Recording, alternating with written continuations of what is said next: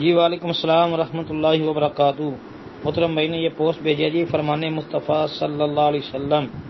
اچھا، اس میں لکھا ہے جس کا روزہ کی حالت میں انتقال ہوا، اللہ پاک اس کو قیامت تک کے روزوں کا ثواب عطا فرماتا ہے۔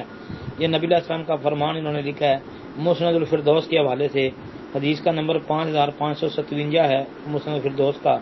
محترم یہ روایت ثابت نہیں ہے جی، یہ مسند الفردوس کے اندر تو بغیر سند کے ہے، لیکن اس کی تحقیق کرنے سے پتہ چلا ہے کہ اس کی سند موجود ہے، اور سند کے اندر عمر بن حسین العقیلی ایک راوی ہے جس پر ائمہ محدثین نے جو ہے وہ جرح کر رکھی ہے جی۔ مثلا امام ابو حاتم رحمۃ اللہ علیہ، امام ابو زرع رازی رحمۃ اللہ علیہ، اور حافظ ابن عدی رحمۃ اللہ علیہ، امام ذہبی رحمۃ اللہ علیہ، اور بھی کئی ائمہ محدثین ہیں، دارقطنی وغیرہ نے اس کو متروک الحدیث قرار دیا ہے، اور اس پر ائمہ محدثین کی شدید جو ہے وہ جرح، یعنی سخت قسم کی جرح کی ہوئی ہے۔ تو یہ عمر بن حسین العقیلی اس سند میں ایک بڑی علت ہے جس کو میں نے ذکر کر دیا ہے، تو لہذا یہ روایت جو ہے ضعیف جدا ہے۔ السلام علیکم ورحمۃ اللہ وبرکاتہ۔ جی السلام علیکم ورحمۃ اللہ وبرکاتہ۔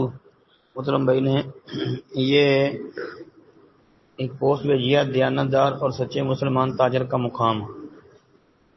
اس میں یہ عبداللہ بن عمر رضی اللہ تعالیٰ عنہ کے حوالے سے ایک مرفوع روایت درج ہے کہ التاجر الامین صدوق المسلم مع الشہداء یوم القیامہ، جی کہ دیانتدار سچا مسلمان تاجر قیامت میں شہیدوں کے ساتھ ہوگا۔ اچھا، اس کی کہتے ہیں یہ تحقیق، یہ روایت ثابت نہیں ہے جی۔ ایک تو اس میں سند میں کلثوم بن جوشن القشیری ہے، یہ ضعیف ہے، جس طرح کے تقریب التہذیب وغیرہ کے اندر یہ وضاحت موجود ہے۔ باقی ائمہ محدثین کے نزدیک بھی یہ روایت ثابت نہیں ہے،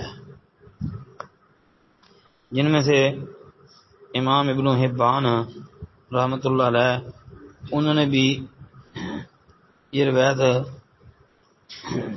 المجروحین میں درج کی ہے، اور ابن القیسرانی نے تذکرۃ الحفاظ میں اس کی تخریج کی ہے، اور پھر امام ابن حبان رحمۃ اللہ علیہ نے یہ کلثوم بن جوشن جو ہے اس پر کلام بھی کیا ہے کہ یہ ثقہ راویوں سے موضوع روایتیں بیان کرنے والا تھا، اور اس سے حجت نہیں پکڑی جا سکتی۔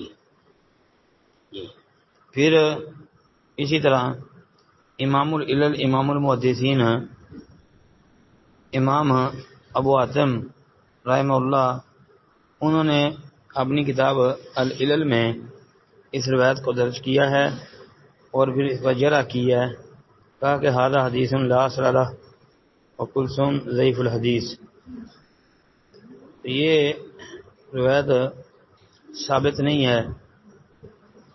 اچھا، ابن ماجہ کے علاوہ یہ ابن ابی دنیا کی کتاب اصلاح المال میں، اور امام طبرانی نے اوسط میں، امام حاکم نے مستدرک میں، امام دارقطنی نے سنن میں، اسی طرح امام بہقی نے سنن کبریٰ کے اندر اس کی تخریج کی ہے۔ ضعیف روایت ہے۔ السلام علیکم ورحمۃ اللہ وبرکاتہ۔